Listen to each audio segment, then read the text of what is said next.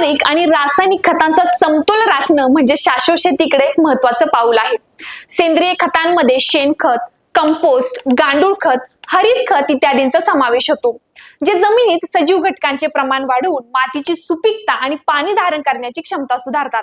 तर दुसरीकडे रासायनिक खते विशिष्ट अन्नद्रव्ये झपाट्याने पुरवतात, ज्यामुळे पीक उत्पादन तातडीने वाढत असते. मात्र फक्त रासायनिक खतांवर अवलंबून राहिल्यास मातीतील सेंद्रिय पदार्थ कमी होतो, सूक्ष्मजीव मरतात आणि जमिनीचा जो पोत आहे तर तो कमी व कार्यक्षमता देखील खालावते.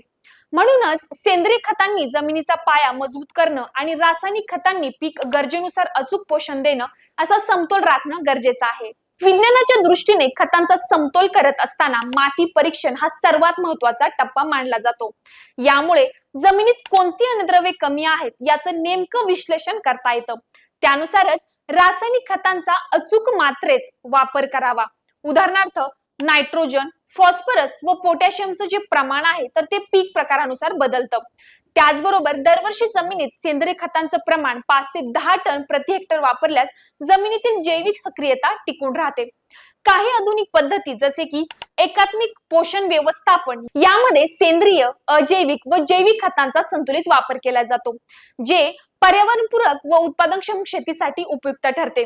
अशा प्रकारे वैज्ञानिक दृष्टिकोनातून पारंपरिक व रासायनिक खतांचा योग्य समन्वय शेतीच्या दीर्घकालीन आरोग्यासाठी अत्यावश्यक आहे.